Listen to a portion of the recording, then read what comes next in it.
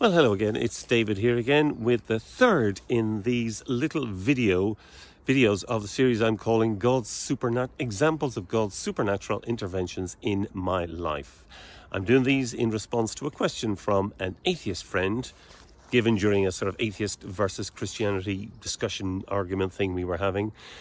He asked me to give him examples of that. So this is the third one.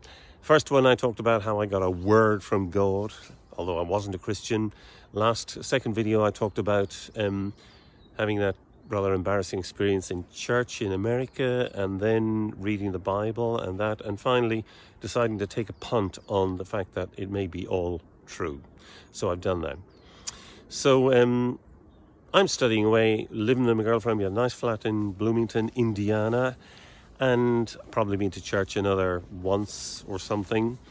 And I did like this church. There was a lot of university people in this church, started singing in the choir. But what I found interesting was that they were very open to questions, hard-hitting as I thought, questions I had. They didn't shirk from them. They tried their best to give an answer.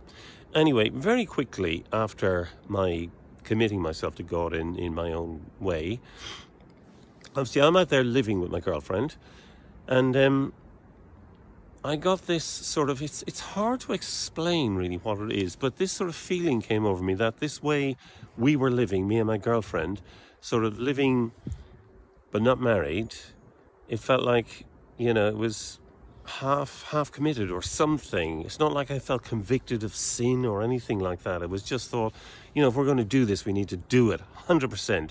And if we're not going to do it 100%, I talked to my girlfriend and said, well, look, if we're not going to do it, we should separate, and you can wait until I'm finished my studies and then we'll get married then.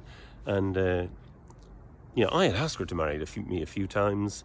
She wanted to be sure herself. I'm a musician. Who wants to marry a musician? Anyway, she thought, okay, well, she wanted to be sure it was the right thing to do. So we decided to go and have think of it for like a couple of days and then go and have a morning coffee at our favorite cafe to take a decision as to what we wanted to do.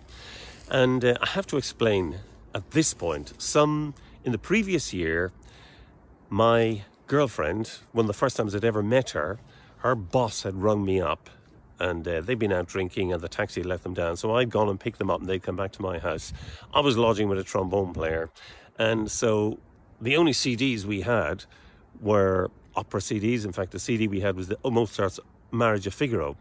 And those two had been at a party, my boss and my girlfriend. She wasn't my girlfriend then, but they went to a party. They'd been in high spirits. We broke out the whiskey. We broke out the Marriage of Figaro. I got my bass and my friend got his trombone out. And we had a right old hoolie, as much as you can have with a CD of Marriage of Figaro and whiskey. It was a good evening. Anyway, that was about the only opera that my girlfriend had ever, it was the first experience of opera, the only one she knew. Fast forward to this time in America, and we're thinking about, do we get married? And so we decided to go to a particular day. A couple of days later, we arrived down at this little cafe, our favorite cafe in downtown Bloomington, to discuss, well, what shall we do?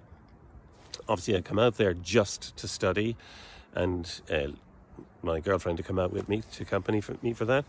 And so it was a big thing if we were going to separate and get in flights and all that sort of business. And but we sat down, and this was a slightly unusual cafe. They had a really cool sound system, rather than speakers in the wall, which drive me mad because it's hard to sort of block your ears out to them if you're sitting down. They had little speakers at each table. So the general ambient noise in the cafe wasn't loud, but if you wanted to, you could hear it right at your table. And so we ordered our coffees and sat down, and we had no sooner sit at the table when what should play over this little sound system but Mozart's Marriage of Figaro. Honestly, you couldn't make this stuff up.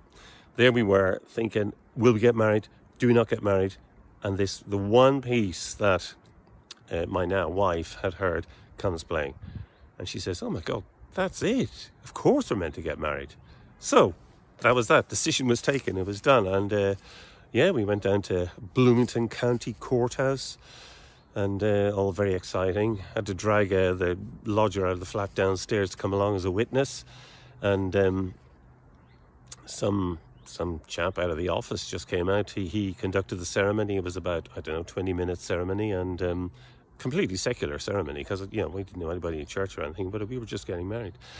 And so we got married a couple of days later, had our Monroe County marriage certificate, and so that was that. And Lucinda stayed with me, obviously, and we attended church and had a really very rich and exciting time there for that whole year.